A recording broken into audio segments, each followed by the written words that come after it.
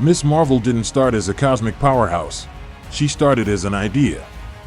In the late 1960s, Marvel wanted a female counterpart to their Kree hero, Captain Marvel. Writer Roy Thomas and artist Gene Colan created Carol Danvers as an Air Force officer in Marvel Superheroes issue number 13, 1968. In the beginning, she wasn't a superhero yet, just a human character placed close to the action. Her transformation into Ms. Marvel came almost a decade later in 1977, when Marvel launched Ms. Marvel #1 with writer Gerry Conway and artist John Buscema. This is where her aesthetics were born. The black costume, the yellow lightning bolt, the thigh-high boots, and the red sash. It was designed to echo Marvel's colors while giving her a bold, instantly readable silhouette. Buscema's art gave her the athletic, confident look that defined her for decades.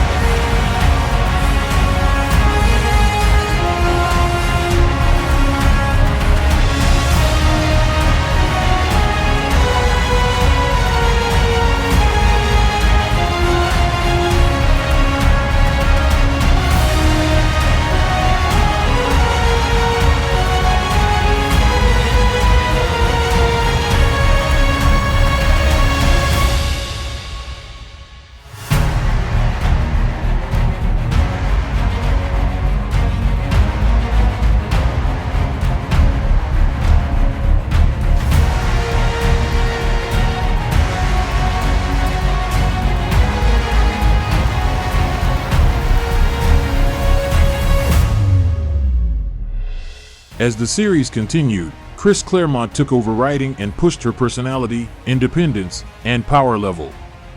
Artists like Jim Mooney, Sal Buscema, Dave Cockrum, and Mike Vosburgh refined her look through the late 70s. This era cemented her as Marvel's leading female hero, strong, stylish, and unmistakably Carol.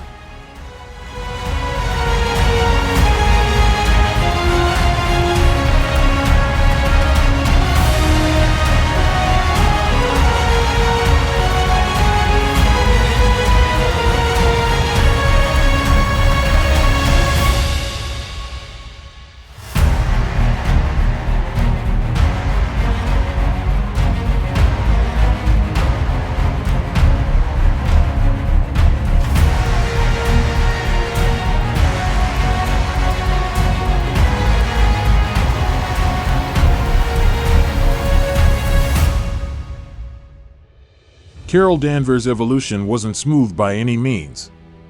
After losing her memories, she abandoned the Ms. Marvel identity and became Warbird, a darker and more unstable version of herself. This wasn't a character redesign, it was a reflection of her fractured identity.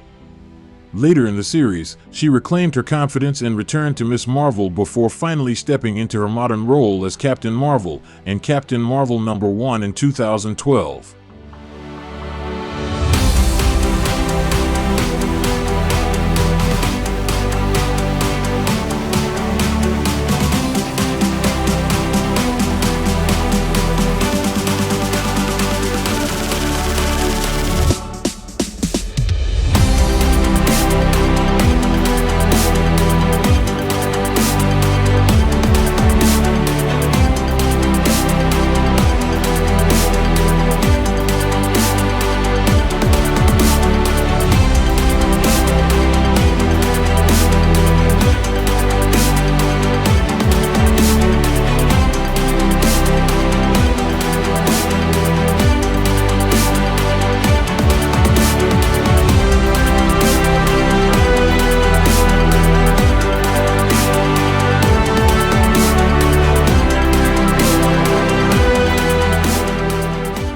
Carol Danvers was built by Thomas and Colan, shaped by Conway and Buscema, and refined by Claremont and a roster of classic Marvel artists. Her look wasn't random, it was designed to make her stand out in a male-dominated lineup and give her a visual identity strong enough to survive reinvention.